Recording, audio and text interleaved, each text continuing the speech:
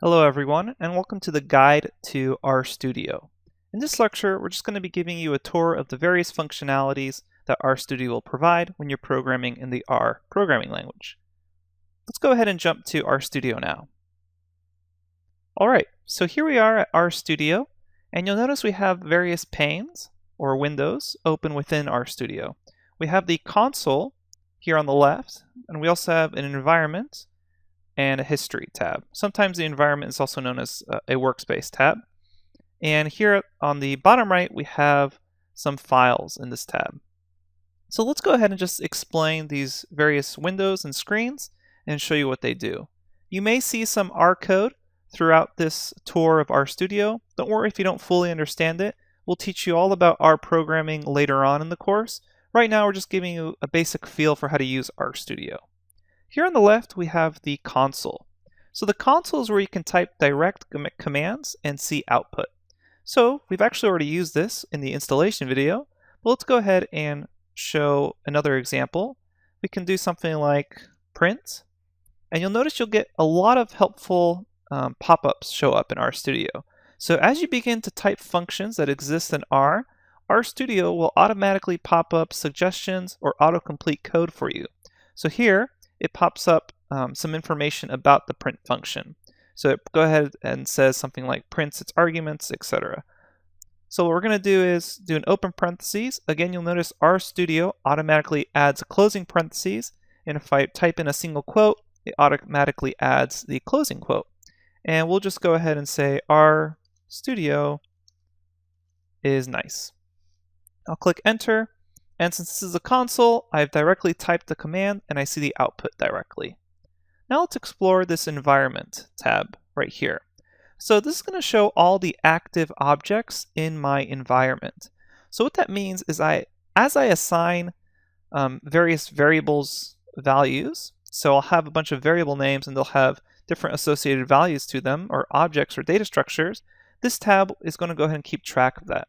So for example, let's go ahead and start with a variable called a and assign it the number 2. Don't worry about this syntax, we'll go over it in much more detail later on, but basically here I'm just assigning 2 to the variable a. I go ahead and click enter, and now in my global environment I can see that I have some value a and it's been assigned to. Alright, so here at the bottom right I have a files tab. So this Files tab shows all the files and folders in your default workspace as if you were just on either a PC or Mac window. Also, if you end up using plotting in RStudio, you can click here on the Plots tab and your plots will show up here. The next tab, which is the Packages tab, will list a series of packages or add-ons needed to run a certain process. We'll get into packages much later on in the course, so don't worry about them for right now. Here you have a help tab, which is really useful as long as you have some sort of internet connection or downloaded the R resources or manuals needed. You'll always find all the help you need throughout this help tab, including great resources for learning R or learning more about RStudio. Okay, so let's go ahead and explore the workspace a little more. So again, I have this environment tab, which is going to store any object value or functions that I create during my R session. So in the example below, I already created a variable a and assigned it the number 2, just an integer. But for example, if I do, let's go ahead and make a vector called v. And don't worry about the syntax here. I'm just showing this for example purposes. I create a new object, in this case it's a vector, and here I see more information about the different values I have existing in my environment. You'll notice that right next to this environment tab, I have a history tab. And the history tab keeps a record of all your previous commands, and this really helps when testing or running various processes. Here you can either save the whole list or you can select commands you want and then send them to an R script to keep track of your work. When you're using RStudio, it's more likely that you're going to want to actually select a particular working directory. Here, I've already selected a working directory for this R code, but let me go ahead and show you how you could change your working directory. If you wanted to change your working directory for this particular session, you just go to this session in this top tab, and then go to Set Working Directory, and then you can choose directory. Here, a window will pop up, and then you can go ahead and choose the directory you want. I'm going to go ahead and select Cancel since I'm already at the folder I want to be in. So again, going to Session, Set Working Directory, Choose Directory will allow you to change the working directory. But you can also set a default working directory. That's the directory that's going to default to every time you open RStudio. You can do that under the Tools tab. So you can go to Tools, go to Options or Global Options, and then here you'll get a little Options window pop up, and then what you can do is go ahead and select a default working directory. And then you can go ahead and click Browse and choose the folder. Make sure you click Apply and then click OK. If you ever want to figure out what directory you're in, there's two ways to do this. You can either just go ahead and check here under the Files tab, the directory you're under, it'll show you the path, or you can click here in the console and type getwd, close parentheses, and that will get the working directory, which is what WD stands for. If you click Enter, it'll show up as the response, and there's my working directory. If you want to set your working directory or change your working directory directly from the console, you can actually use setwd, parentheses, and then type in the directory of wherever you want to set. So you would just type in here the file path to whatever new directory you want. I won't go ahead and run that since I'm already at the directory I want, and I already did it using RStudio's graphical user interface. Now, when you're developing an R program or an R script, usually you're not going to just input a bunch of functions or commands directly into the console. What you're going to be doing is working with an R script. So an R script is where you're going to basically keep a record of your work and be able to run multiple commands all at once. And what you can do in order to start a new script is click here on this little icon and then go ahead and select R script. Later on, we'll discuss things such as R Markdown and Shiny Web Apps. But let's keep it simple for now and go ahead and select R scripts. Now you can see we have 4 windows. This is what you'll almost always be using when you're dealing with RStudio. So you have the console window, the workspace or global environment and history window over here on the top right. You have the files, plots, packages, and help window here at the bottom right. And here at the top left, you have your R script. Here, my R script is currently untitled. So again, the R script is where you're going to basically keep a record of your work and be able to run a bunch of R commands all at once. So maybe if you're coming in from another language such as Python, you can think of this as just a .py file. All right, let's go ahead and see an example of using an R script to run some commands. So I'm going to go ahead and type out some R code. We'll just go ahead and use simple print statements. So I'm going to say print first line. And then I'm going to go ahead on the second line of code here. I'm going to go ahead and say print second line. All right, so here I have my R script. Notice right now it's untitled and not saved. If I go ahead and click this floppy disk icon, it will save it, and I will have to name it. I'm just going to go ahead and say this is demo.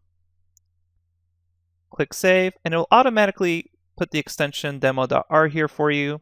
So I have my R script all ready to go.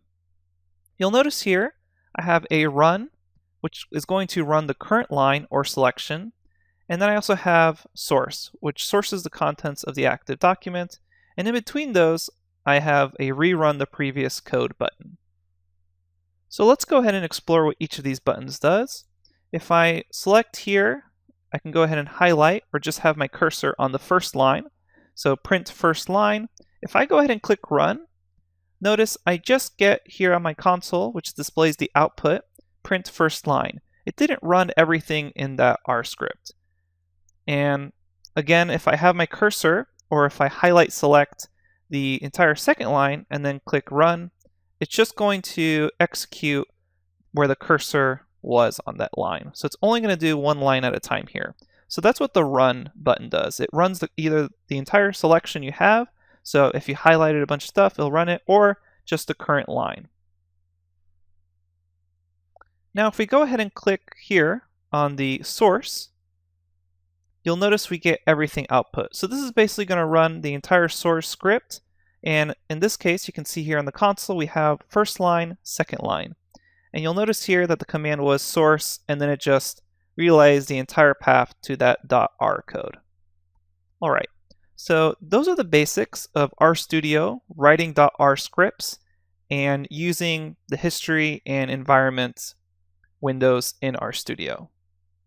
As we begin to learn more about the R programming language, we'll explore RStudio's other capabilities in more detail later on. The last thing I want to discuss is setting up or customizing the appearance of RStudio. So right now you'll notice the font's pretty small. So when I'm teaching everyone in this course, what I'm going to do is actually make the font larger, and I'm going to go ahead and make the background dark instead of white. So let me go ahead and show you how to do that.